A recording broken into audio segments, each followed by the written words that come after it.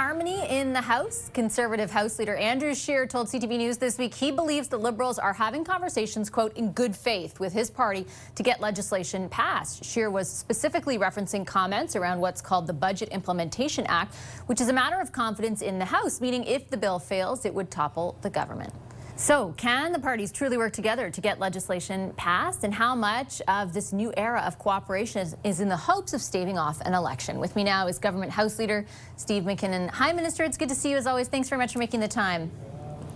Thanks for having me. Before I get into all of that, I did want to, just because you lead the government in the House, ask you for your reflections on what I thought, and I think a lot of Canadians observed to be a real moment of unity in the House, very authentically displayed by members of Parliament, but also the leaders of all the parties in the wake, I should say, of what had happened in British Columbia. What was that day like for you in the House? Well, obviously, in those days of happily rare of terrible tragedy, it gives our parliamentarians the opportunity to be at their best, and I thought we saw that on Wednesday with very moving speeches from all the leaders and genuine emotion here among parliamentarians, and a moment of solidarity that's all too rare. It's unfortunate that it's tragedy, that tragedy brings that on, but we were obviously continuing to think about the folks in Tumbler Ridge and in my own region of the Outaouais in Quebec, Kittaganzibi, where we also had a terrible tragedy befall us this week. Yeah, we take note of all of that, and certainly, very, very sincere moments in the House. I'll switch gears, drastically. I'll say a hard turn to sort of what is going on in the House from a legislative perspective, and the words from Mr. Scheer and others about this tone of collaboration. The last time you and I spoke, right at the outset of this sitting, Minister, you accused the Conservatives of, quote, I'm quoting here, systematic obstruction, and told them to get out of the way. Do you concede that your framing at the time has not materialized?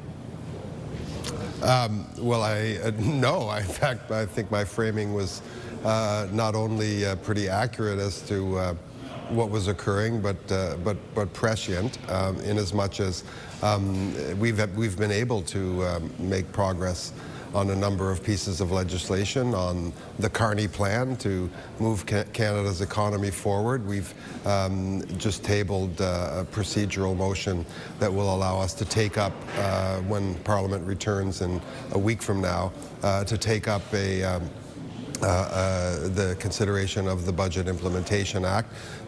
We're very happy about that. Obviously, Canadians want this Parliament to work. No one sees the need for a federal election at this time. We just had one less than a year ago. People seem to have a great deal of confidence in the Prime Minister, in the plans that we're proposing to build Canada's economy, to build more homes, to get people to work. Those plans are bearing fruit right now, and we want that momentum to continue.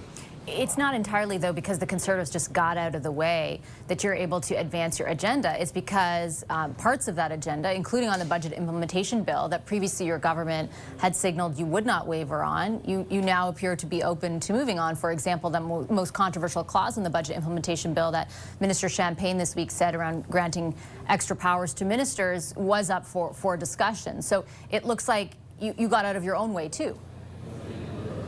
Well, this is a very, very important piece of legislation. It implements literally hundreds of measures that were contained in the budget and critical elements of the Prime Minister's plan to rebuild our economy. The Conservatives have expressed discomfort with one section of that bill relating to a deregulatory measure. They usually are for cutting red tape, but in this case have expressed some discomfort and asked us if we could circumscribe those measures somewhat. We're talking to them about doing that, and hopefully we can come to an agreement. But in the main, this, if it helps move a very, very important piece of legislation that will get help to Canadians and build our economy, then as I've always said, we're all ears when it comes to productive proposals from the opposition.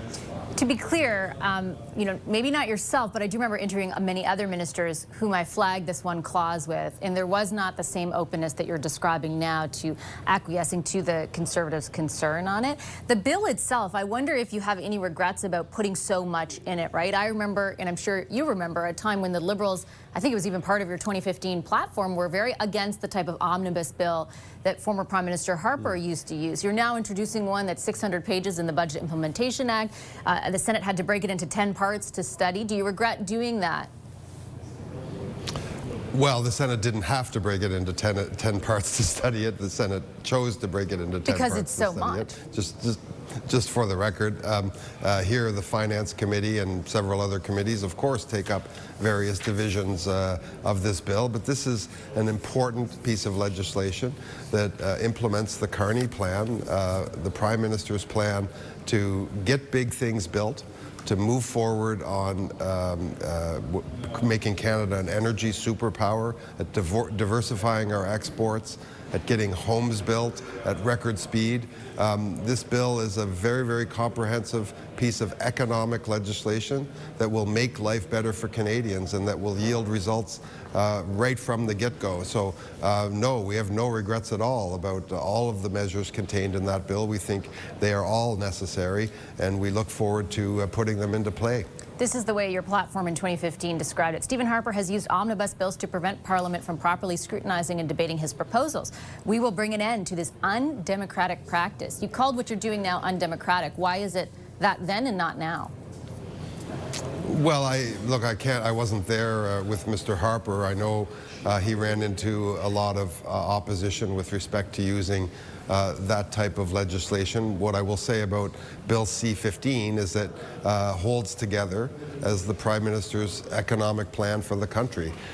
We think that all of its measures are important so that we can deal with the tariff threats coming from south of our border, so that we can diversify our export trade, as I say, build houses and create jobs at speeds that Canadians haven't seen in a long time. That is very, very important, and we think it holds together. Do you believe, Minister, that you have the votes for it when the House does resume for it to pass? Well, we will see. Obviously, I can't speak for the opposition and how they intend to deal with this, but we will see soon enough, Vashi, as we will be taking up consideration of the Budget Implementation Act as we return to Parliament in about a week. You started off certainly by framing this against the backdrop of a lack of excitement that Canadians have for another election right now. I wanted to ask in particular, Minister, to conclude about your own party's level of excitement for another election. Does your willingness at the moment to work with members of the opposition to advance your agenda end when the polls start coalescing, or if the polls, I should say, start coalescing around a more significant Liberal lead? Vashi, I don't think anyone enters this business to have repeated elections or to play cynical politics. And that is particularly true in the times we are in. I think all Canadians understand that we are up against a pretty historic set of pieces of adversity. And for our part in the Liberal caucus, we're frankly more interested in just getting the job done, getting on with the job. That's why when obstruction occurs in this place, we're frustrated. We don't really understand why members of Parliament from other parties don't want to join with us in building a plan that will help the country. When those occasions present themselves, we will all obviously jump on them. But the most important thing, Vashi, right now is to help the country move forward, deal with affordability, deal with our economy, and deal with diversifying trade away from the U.S. and into other markets. And we're getting a lot of early success on that, and we just want the momentum to continue. Thanks, Minister. I'll leave it there. Appreciate your time as always.